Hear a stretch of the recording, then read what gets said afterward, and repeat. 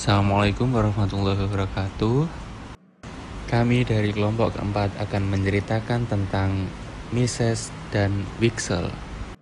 Perkenalkan, saya Handika Madya, NIM 042. Halo, nama saya Hifdatul Khofifah, NIM 02. Halo, nama saya Lilis Farida, nomor NIM 024. Saya Yayu Lailatul Rahmah, nomor NIM 046. Saya Sakinata Maulidina Minarta, NIM 062. Nama saya Arinda Diana, NIM 064. Halo, perkenalkan namaku adalah Louis Heinrich Adler von Mises atau lebih dikenal dengan Mises. Aku merupakan salah satu ekonom dan filsuf sosial di abad ke-20. Aku lahir pada tanggal 29 September 1881 di Lemberg, yang merupakan bagian dari kerajaan Austro-Hungaria. Aku lahir di keluarga yang mapan. Aku merupakan anak yang terpilih dari 3 saudara laki-lakiku. Jadi, aku memulai pendidikanku di sekolah dasar swasta yang berada di Wina, Austria. Setelah lulus dari sekolah tersebut, aku melanjutkan pendidikanku di Universitas Vienna. Aku mendapatkan gelar doktor pada usiaku yang ke-27 tahun. Pada masa muda, aku diterbitkan sebagai pembaca yang tekun. Aku juga memiliki ketertarikan yang besar pada isu-isu yang menyangkut pemerintahan pada masa itu. Aku merupakan seseorang yang terkenal menentang anti-Marxis, dan itu juga merupakan permulaan yang menjadi sebuah sistem komunikasi komunisme. Aku mulai terkenal sejak aku menulis sebuah artikel yang berjudul Sosialisme, yang membahas sistem komunisme yang telah terjadi di negaraku pada Perang Dunia I.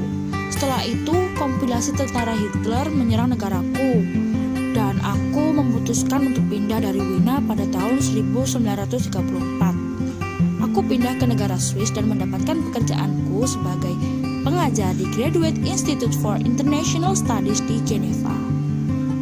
Pada tahun 1940, aku pindah ke Amerika Serikat. Pada saat itu, aku berusia 59 tahun. Aku memulai kembali aktivitasku sebagai penulis dan pengajar dan memperoleh kewarganegaraan Amerika pada tahun 1946. Jadi, saya akan membahas sedikit mengenai kehidupan Mises sebelum beliau meninggal. Di usianya yang ke-87 tahun, beliau memutuskan untuk pensiun. Namun beliau masih menjadi seorang profesor yang aktif mengajar di Amerika Serikat. Selama masa aktifnya, beliau telah menulis 25 buku, lebih dari 250 artikel, dan mendapatkan beberapa prestasi lainnya. Beliau meninggal pada tanggal 10 Oktober 1973 di sebuah rumah sakit yang berada di New York. Beliau adalah orang yang dapat disebut sebagai ekonom sejati dan akan dipahami oleh para ekonom lainnya. Aku memiliki karya besar pertama, yaitu The Theory of Money and Credit pada tahun 1912. Aku melaksanakan tugas yang dianggap mustahil, mengintegrasikan teori uang ke dalam teori umum utilitas marginal dan harga, atau sekarang disebut sebagai mengintegrasikan makroekonomi ke dalam mikroekonomi.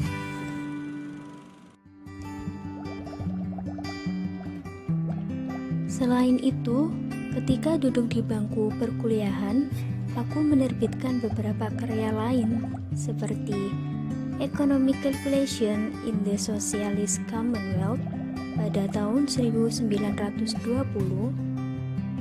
dan Money, Method, and Marketplace, Epistemological Problems of Economics pada tahun 1933 dan The Free Market and Its Enemies pada tahun 2004, dan masih banyak lainnya.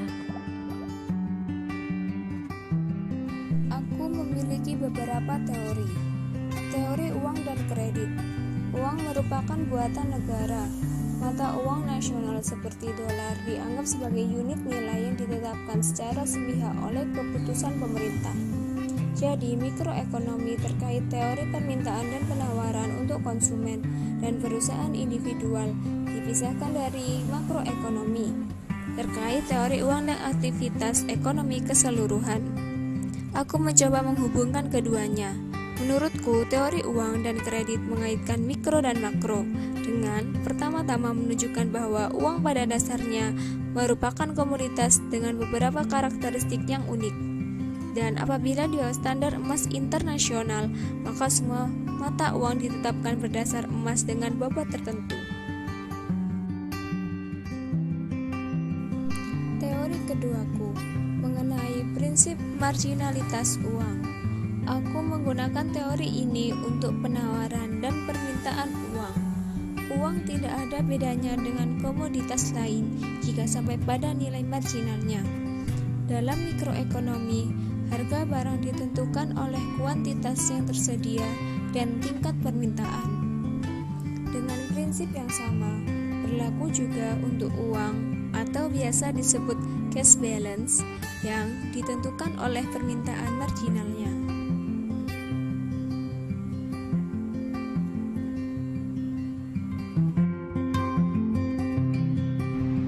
Halo, nama saya Johan Wiksel. Saya biasa dipanggil Wiksel. Saya lahir pada 20 Desember 1815 di Stockholm, Swedia. Saya adalah anak dari pengusaha dan broker real estate yang relatif sukses. Pada usia 15 tahun, saya menjadi yatim piatu.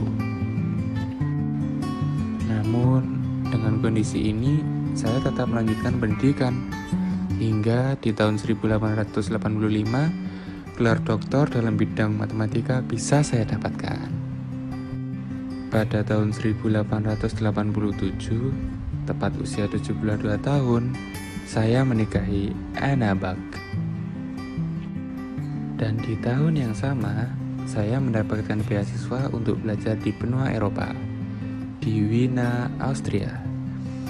Saya sempat mendengarkan kuliah yang disampaikan oleh ekonom Karl Menger. Di saat itulah minat saya mulai bergeser ke arah ilmu sosial, terutama ilmu ekonomi.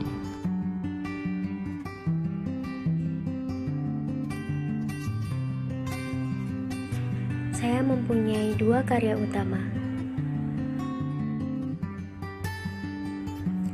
Karya saya yang pertama pada tahun 1844 yaitu Ursprung und die Hauptthese des Wirtschaftswesenwertes, yaitu asal dan hukum utama dari nilai ekonomi.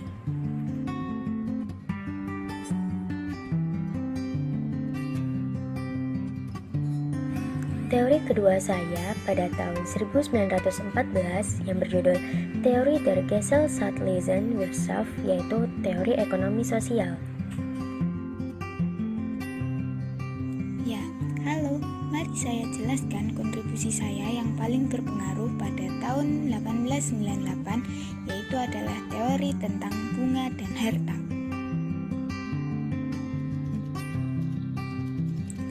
Di teori ini, saya menemukan suku bunga alami, yaitu kunci dan menetapkan pada tingkat bunga yang sesuai dengan tingkat harga yang stabil. Ya, saya akan memberikan contoh jika tingkat bunga kurang dari tingkat suku bunga alami. Berikut videonya. Halo Koko, kenapa kamu sedih? Toko saya tutup sementara. Semua harga-harga naik dan toko sepi pengunjung. Tenang, semua akan berlalu. Mungkin negara ini sedang mengalami inflasi. Tetap semangat, oke? Siap-siap, makasih ya informasinya. Ya, dari video tersebut, jika tingkat bunga kurang dari tingkat suku bunga alami, inflasi akan muncul. Namun, sebaliknya, jika tingkat bunga melebihi tingkat suku bunga alami, akan akan mengalami deflasi. Namun, jika tingkat bunga sama dengan tingkat suku bunga alami akan terjadi keseimbangan dan menghasilkan kestabilan tingkat harga. Jadi, dapat dikatakan bahwa tingkat suku bunga alami adalah tingkat bunga yang mendukung perekonomian pada output maksimum dan stabilitas tingkat harga. Ya, di sini saya akan menjelaskan teori saya yang kedua, yaitu proses kumulatif. Proses kumulatif ialah kontribusi saya terhadap teori saya sebelumnya, yaitu bunga dan harga. Dalam teori ini, saya memisahkan tingkat bunga alami dan tingkat bunga uang, di mana tingkat bunga uang merupakan tingkat bunga di pasar modal, sedangkan tingkat bunga alami adalah tingkat bunga di mana permintaan dan penawaran di pasar untuk barang dalam keadaan seimbang. Dan seolah-olah tidak ada kebutuhan di pasar modal.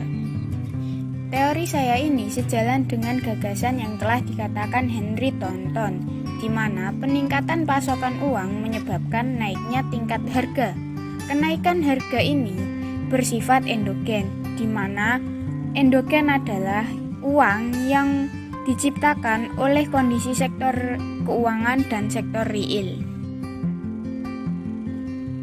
Ya, terakhir saya akan menjelaskan tesis utama saya, yaitu tentang teori kuantitas uang. Ya, teori ini menyatakan bahwa disequilibrium yang ditimbulkan dengan adanya perubahan nyata mengarah secara endogen pada peningkatan permintaan uang dan secara bersamaan penawarannya ketika bank mencoba mengakomodasinya dengan sempurna. Dalam teori ini juga saya menentang hukum C, di mana ketika penawaran agregat real benar-benar menghambat hasil inflasi. Hal tersebut dikarenakan industri barang modal tidak dapat memenuhi permintaan real baru guna untuk barang modal oleh pengusaha dengan meningkatkan kapasitas.